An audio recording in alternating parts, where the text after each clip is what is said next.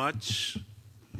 It's really wonderful being here and following my daughter-in-law who just moderated the previous session. Thank you, Business World. Now, just remember the scenario. At least those of my age and maybe some younger ones would remember when we fell sick. It was always the neighborhood physician, the doctor uncle that we would go to. And he would know about our family, he would know about our own medical issues, even non-medical issues. And generally during that time, there would be a lal dawai, a neeli dawai, and a pili dawai. And, he would say, or she would say, ye dawai lijiye, and there was full trust. And we would take that, and most of the time, one would get well. It's a different matter that if we talk of 1947, life expectancy in this country was 32 years. We are today at 70 for males and 72 for females.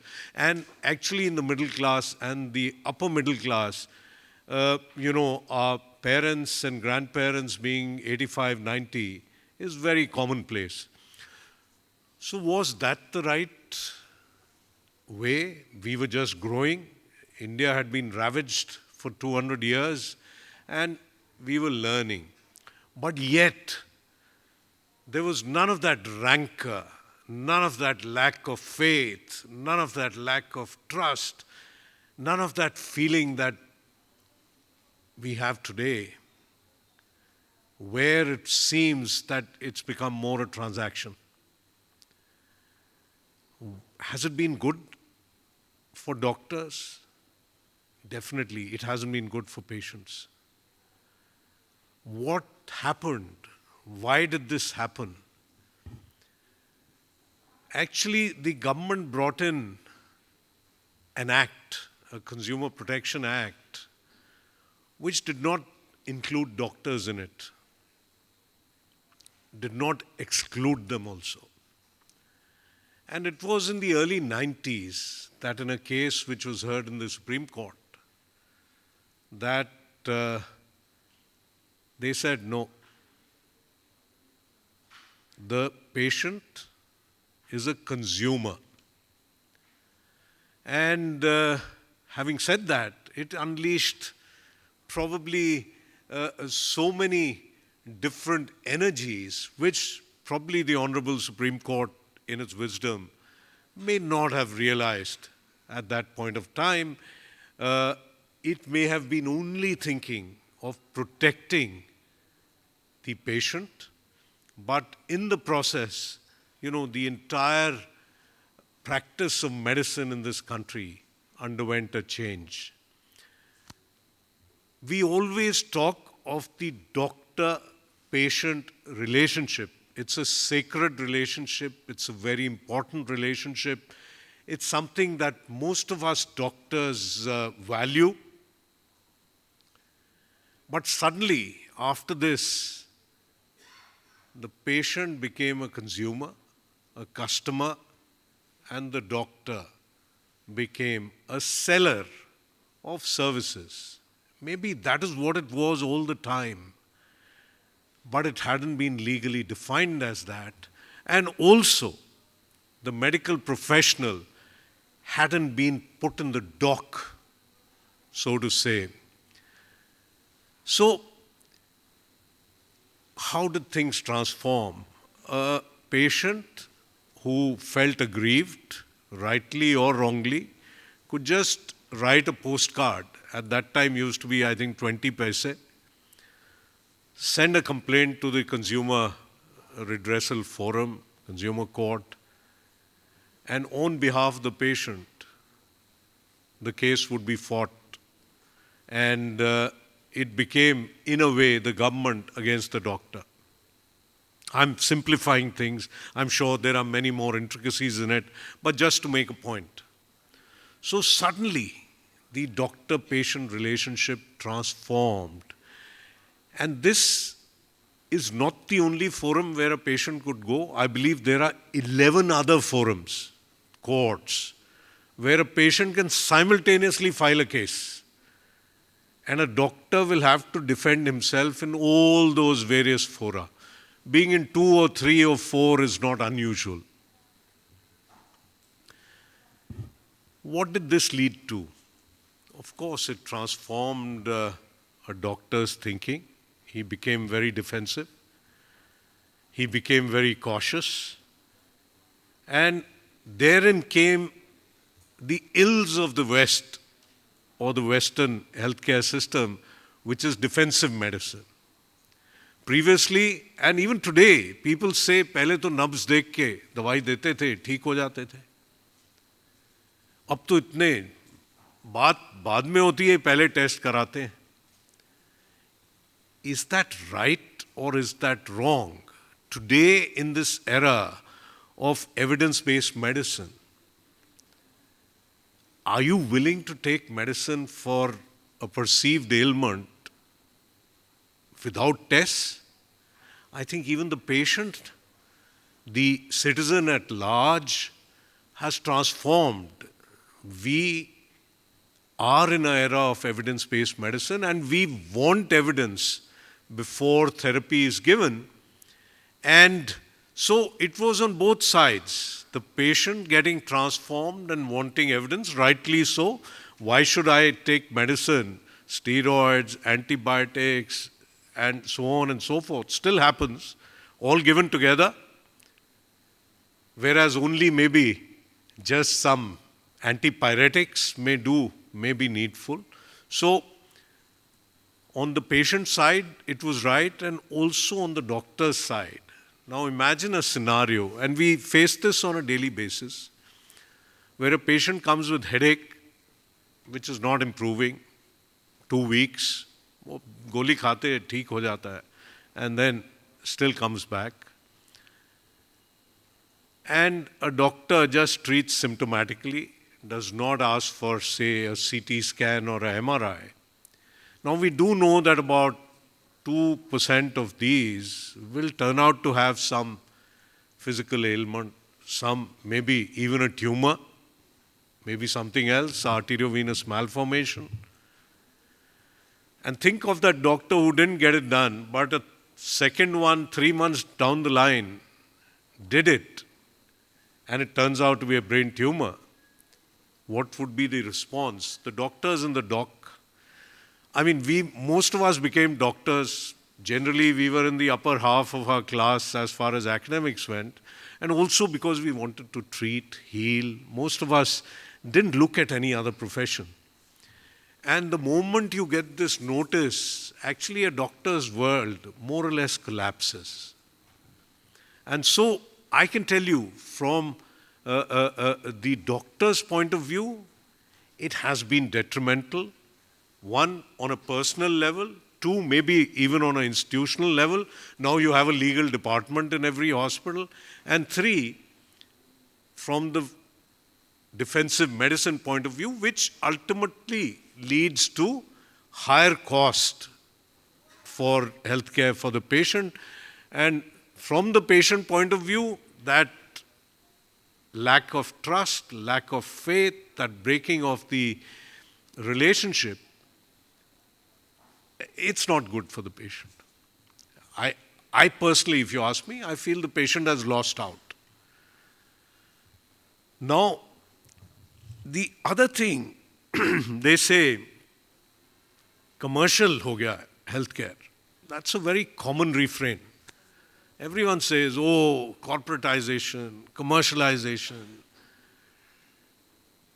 Today, healthcare is dependent on technology. We just heard of all the factors you have to keep in mind. We are looking at digitization. We are looking at artificial intelligence, equipments which cost a lot. I mean, it's said that we should manufacture in the country. I'm part of many government committees where we encourage this. We, babysit these projects. But are we able to make good enough quality? And as was said, are doctors even able to wanting to adopt it if it's not at a certain level? So that's where everything is imported, everything is very, very expensive. Also, if we look at private healthcare, which is the vilified, healthcare,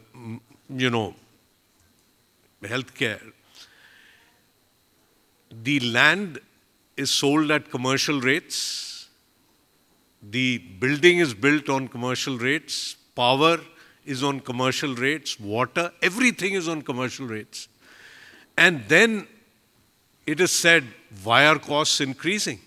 No longer is there any subsidy for private healthcare on anything. And then the comparison is made with the government sector, where the taxpayer is paying for everything. If you go to a government hospital and a surgery costs 5,000 rupees, it's not as if it is costing the hospital 5,000 rupees, but that's the impression that a patient gets. कि government hospital में 5,000 लेते हैं, private hospital में 50,000 लेते हैं, ये लूट much रही भैया. Whereas it may be that the costs in a government hospital may be higher than the price being charged in a private hospital. So this is also something that has to be set right. And I would say that where a cost in a government hospital is 500 rupees, they should put in brackets, this is what it has cost us to deliver this to you, which may be 40,000, 50, it may even be 60,000. And there was a study done in the All India Institute for prostate surgery, done about 10 years ago, where it turned out, and this was part of the hospital management team which did it as part of a thesis, that the cost that they were incurring on prostate surgery was higher than the price being charged in a corporate hospital of Delhi. So but the common janta doesn't know, and that creates further trust deficit.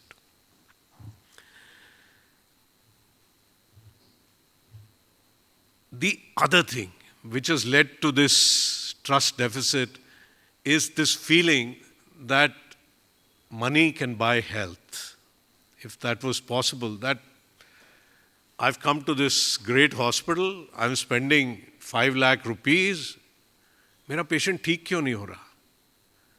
How come after the struggle in the ICU and the patient died? This is the other thing which is very common, and you hear it, कि पैसे दिए हैं, ठीक कैसे नहीं हुआ? If that was the case, no king or queen would ever die.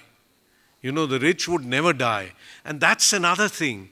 Maybe we have been, as doctors, remiss in telling society that we are not gods. And we accept that we are not gods, even though we are said to be demigods, which we don't want to be today. And with a minute and 38 seconds left, I'll say that a recent judgment of the Supreme Court has tried to rectify or probably modify the previous judgment, where in a recent judgment where the lawyers were in the Supreme Court saying that why should the Consumer Protection Act be used against lawyers, where the Supreme Court said, what is the difference between lawyers and doctors? Doctors are in the consumer court. Why should you not be? There the lawyers argued that if the doctors have been wrongly put in the Consumer Protection Act, how can that be used for putting us? And the Supreme Court, Honorable Supreme Court in its judgment has said that doctors and their societies should approach the Supreme Court for rectification of this judgment, and that process is on. Let's see what happens on that. And finally, we had a new, Nyaya Sahita, the criminal procedure code in this country, which says that in case a patient becomes vegetative during treatment, the doctor can be sentenced to 10 years or more of jail. Now, this is self-defeating, because when a patient comes in the emergency and you start reviving, we don't know when he gets revived whether he will be normal or whether blood supply to the brain has affected to such a level that he'll be vegetative. And this law says that if he is in vegetative state, you are to blame. So this is another thing. Somehow, maybe we as doctors, as medical professionals, haven't been able to fight our case very, very well. But this is so self-defeating that doctors will stop trying to revive. How can, in an emergency, when someone comes, how can you just not try to revive if you had the opportunity to do it and the patient may actually revive and be normal? So there are, facets to this whole debate. There are pluses and minuses, but I think this whole definition of the patient as a consumer needs a relook, so that both the doctor as well as the patient can work in harmony for the betterment of the sick and ailing in this country. Thank you very much.